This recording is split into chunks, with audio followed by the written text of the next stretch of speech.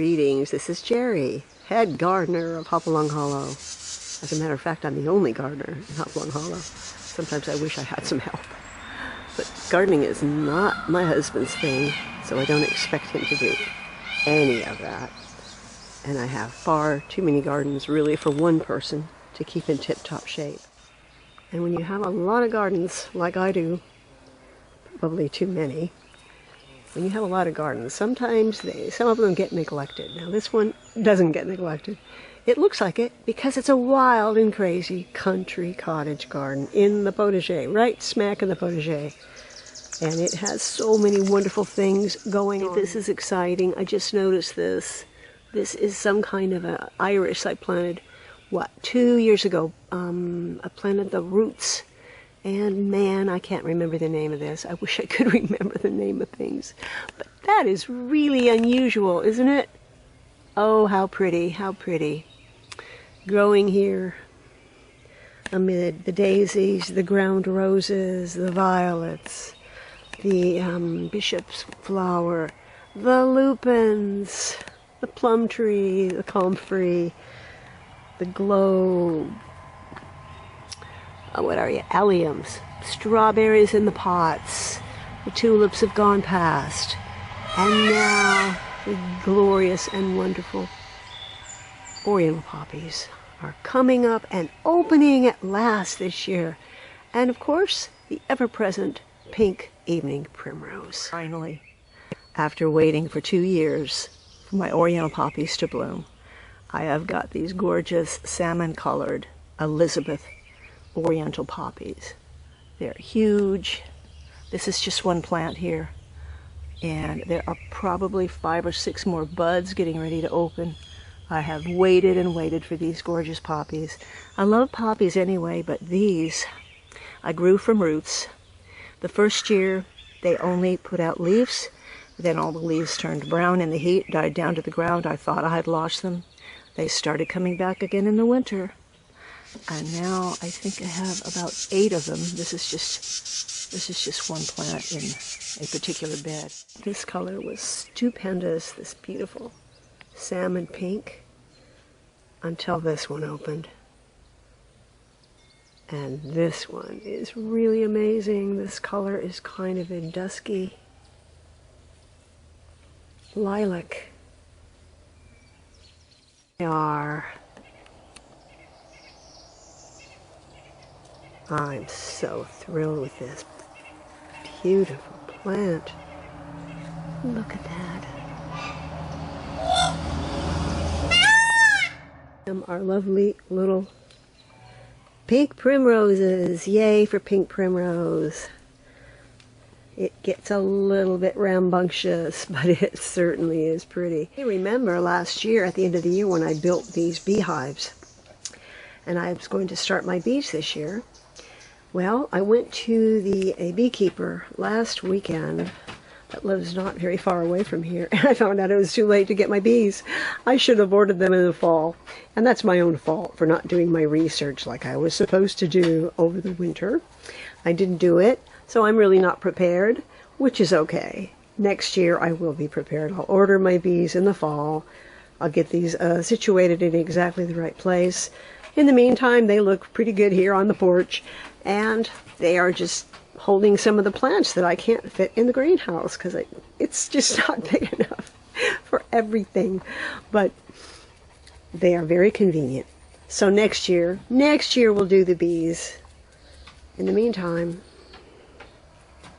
I'm just going to sit here and enjoy everything that is happening here in this garden.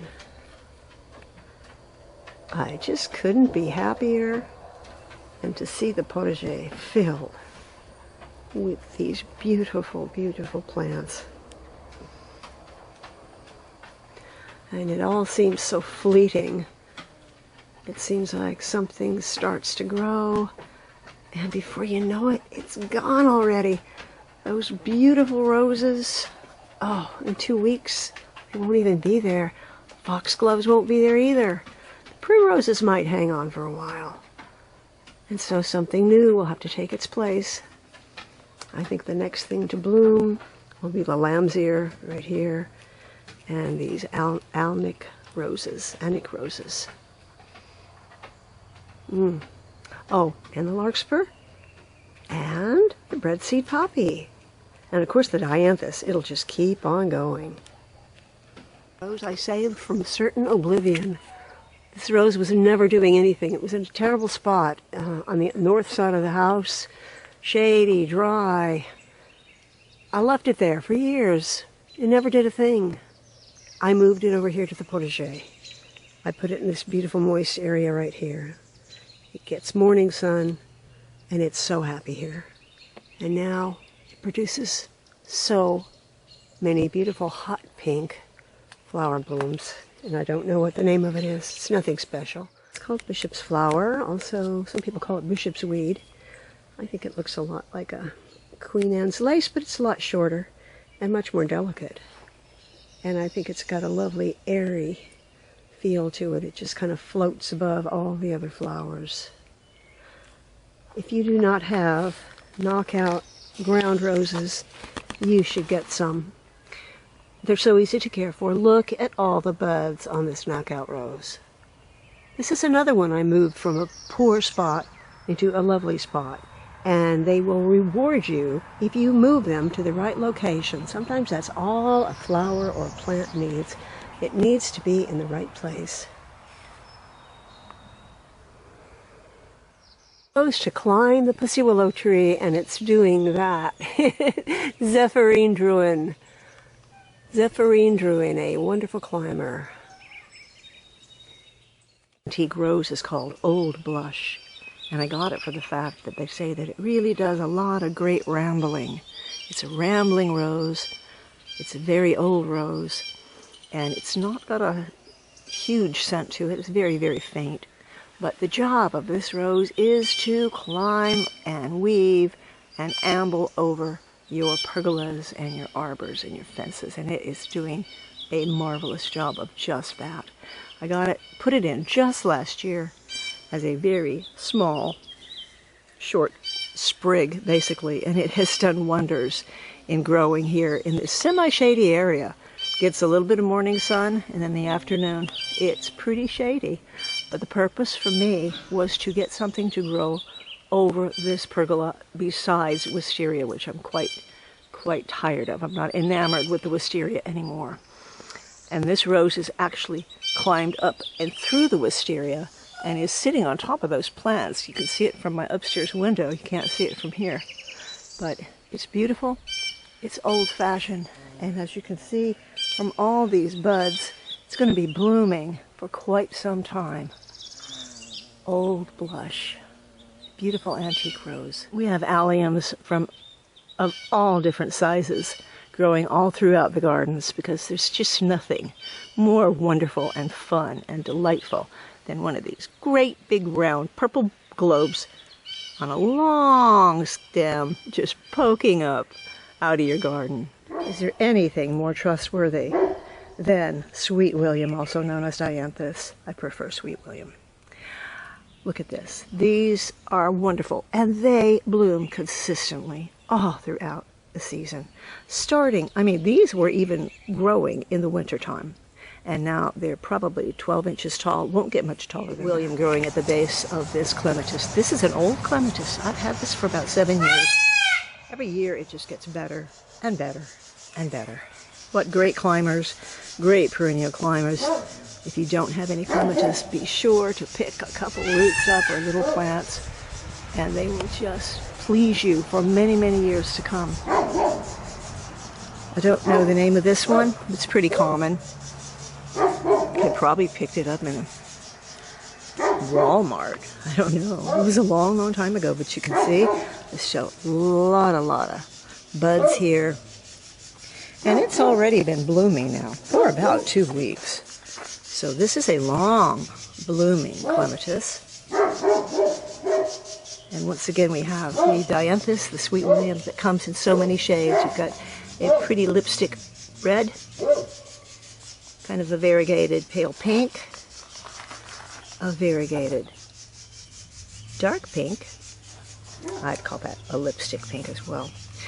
Something of a reddish coral, Another lovely pale color.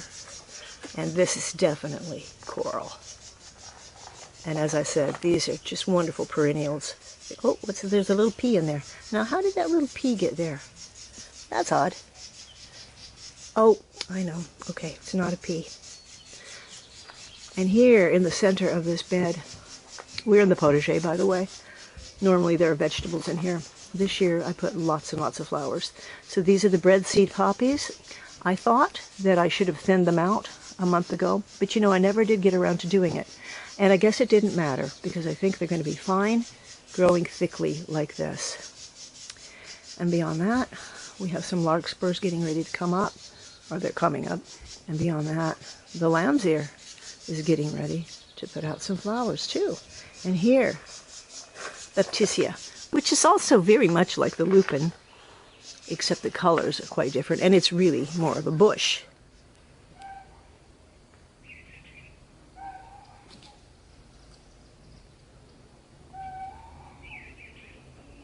Didn't let us down again. She had 3 hatchlings.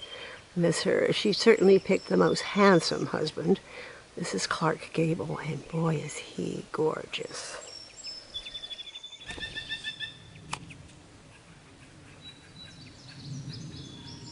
Where's Clark?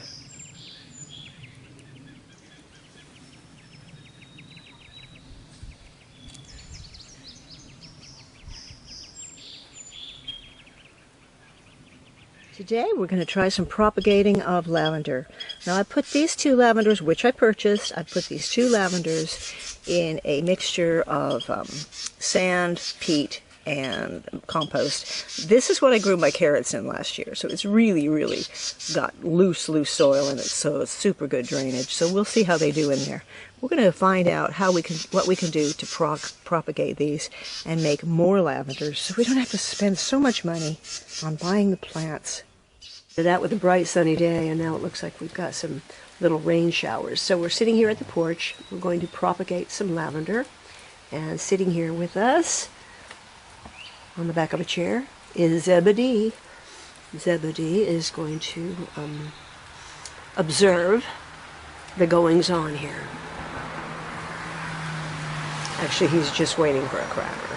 Propagating the lavender seems to be a pretty straightforward task. I've got 3 new lavender plants here that I purchased, and they're each in a slightly different stage of development. This one here is already putting out flowers. This one's only putting out a few flowers, and this one isn't really trying that hard to put out flowers at all, with the exception of 2 here on top. So I think the best candidate, from what I understand, would be this plant right here. It's growing. It's not dormant anymore, but it's not yet putting on so many blooms that the hormonal changes have taken place in the plant. It's still putting out hormones for leaf growth instead of flower growth, and that's what you want. Okay, so what you want to do is you want to pick a stem, and you want to cut where the wood meets the new growth, and that's easy to see because it changes colors. So you can see it's darker here, that's the wood, and you can see where it's turning a nice pale green right here. That's the new growth, and that's where we want to cut it. You give it a nice clean cut. And here we have a nice little sprig, and we want to take off the lower leaves.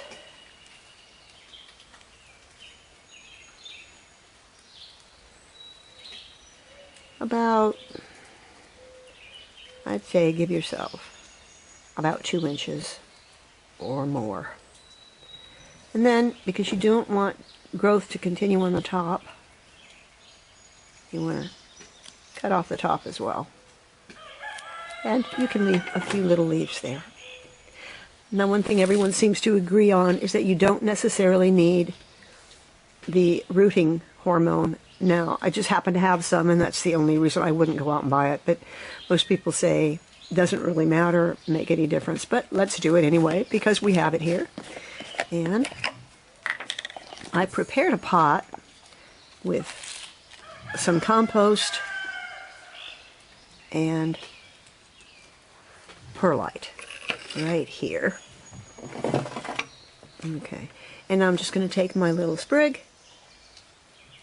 and I'm going to just push it right into the soil. Like that. I'm going to put these all the way around. So the first one we do, we're going to do in pots, and the next one set that we do, we're going to do in trays. Now, some of the gardeners that I watched on Propagating Lavender said not to use any of the flower-bearing stems, and some said it doesn't matter. Whatever you use, it will take root. So I'm just going to take everybody's advice and do it all sorts of different ways. I'll take one that has a little flower on it, and I'll take others that don't. Now let's try it again. Let's find one that is where the root meets where the wood meets the new growth. Oh my, that's really a nice one. I don't want to take that. Let's see. Here we are. Here we are. You can see the wood meeting the new growth. And so we'll take it right there. Once again, strip down the lower leaves.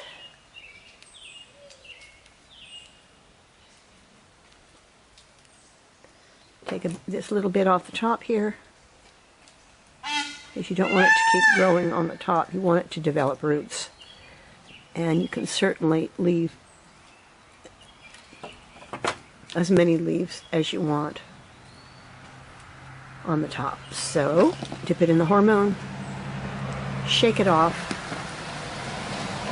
and put it in the pot. Now, another gardener I watched said to take a side shoot from a flowering stem. So, this is a flowering stem. I just cut the flower off though. And this is a side shoot from the flowering stem. So I'm going to take that. And with all these different methods, they're really not that different from one another. We'll see what happens.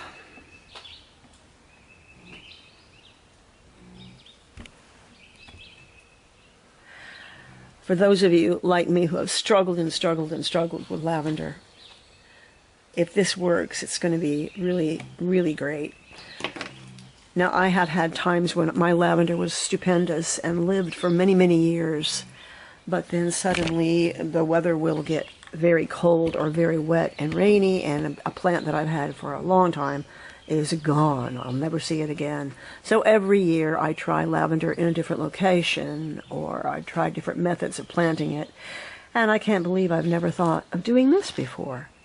So hopefully for all of us, and those of you who also struggle with lavender, hopefully this will work. Have you seen these little orange bugs? We've got these little orange bugs just everywhere. Now, they don't seem to do any harm. They don't seem to be eating anything of the plants, but I just have hundreds and hundreds of them gathering around the greenhouse and the sidewalks. And I'm going to have to look him up and see what this little fella is. Here is a good sample of where to cut. Okay, this is the old wood, this is the new growth, and we want to cut right there.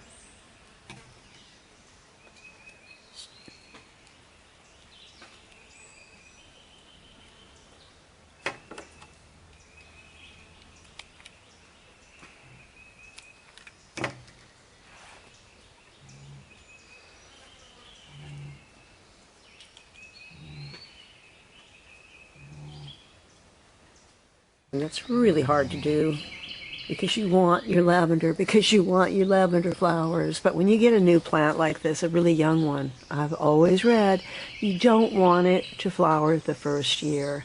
So when you see those little buds, I'm sorry, you really need to cut them off. And you know what? The scent is actually in the leaves anyway. So keep the leaves, keep those little sprigs. We can't propagate these according to what I've read, but you know what? I'm going to try anyway. So why These little flowers will not go to waste. They're not going to get a chance to bloom, but what you want is a really nice full plant with a nice shape. And this is a good way to start shaping your lavender into a nice mound and cause it to grow and fill in. As you can see, this one's kind of got an odd thing going over here. And what I want to do is shape it from this side. So maybe I'll try to get a couple sprigs from here. This one is a little bit too woody. So I don't want to take anything that's really, really thick and woody. I want to get the thin, young ones. This is a nice one. Here's another one, see? You can see the wood. You can see the new growth.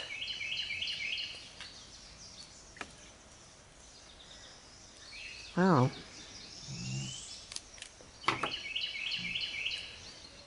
To show you what I found in a junk shop over the weekend. This is really, really beautiful. It's an old coffee carafe. I don't know what era it is. It's basically silver with a silver base here. It's a pretty ornate feat. And at one point it did have electricity. So it's probably, it has to be at least from 1910 or newer.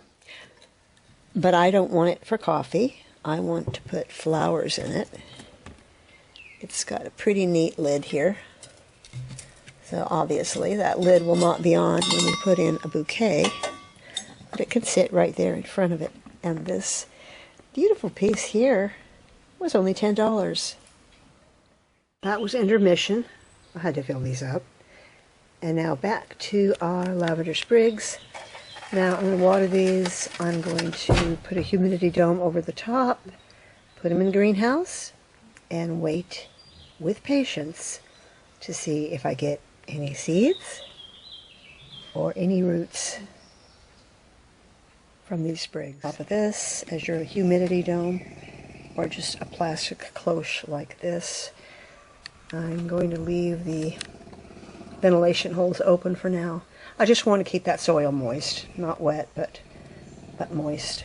And I'm going to keep it out here on the table so that I can keep an eye on these every day. I'll show you today. These are dahlias from seed I collected from my own plants last year. I got so many seeds. They are so very, very successful here that they're just, the germination rate up here is marvelous. I put these in earlier than the others. You can see the size of them. They're just about ready to go into bigger pots or maybe even into the ground. And then some of these others I did a couple weeks later. I collected so many seeds from these plants last year. My own beautiful little dahlias. They're nothing showy. They're just a beautiful, delicate dahlia. I think I have some clips of it. I'll show you here.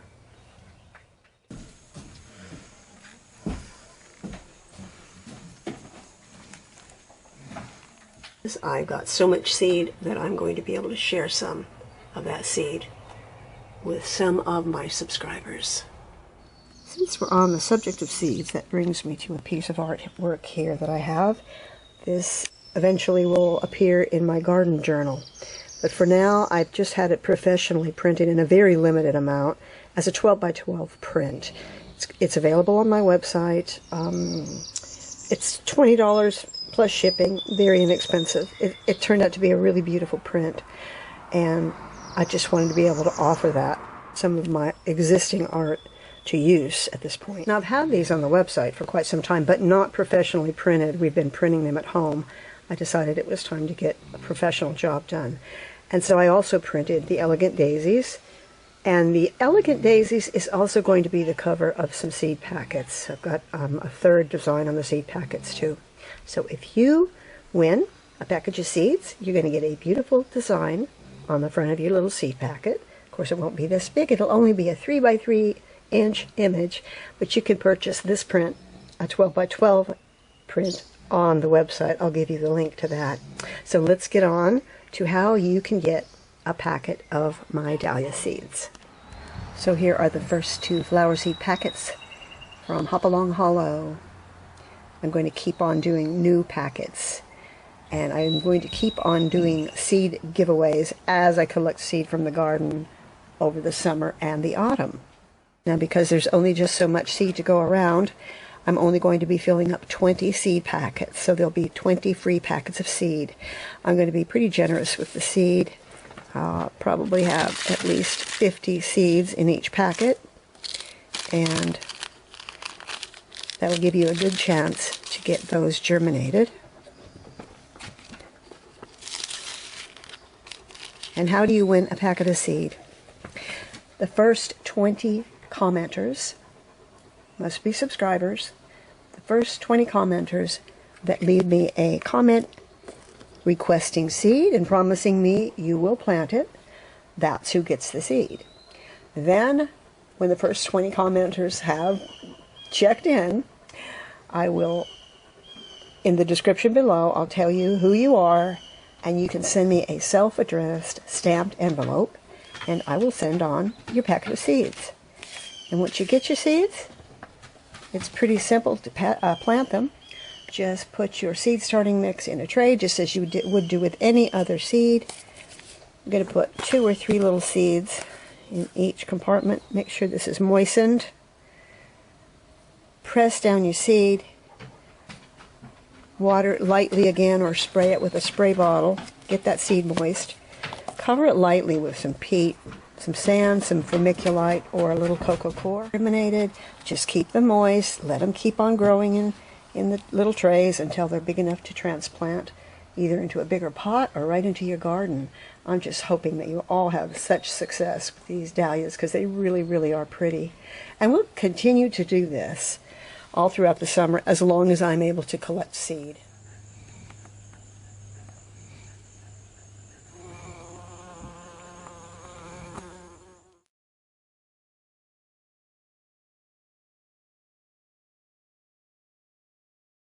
In next week's video, we're going to come to this garden border, and we're going to revive it.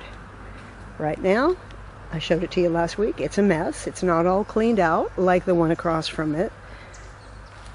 The worthwhile plants are the bulbs, but they're all dying down, turning yellow, getting ugly. They need to be cut down to the ground really soon.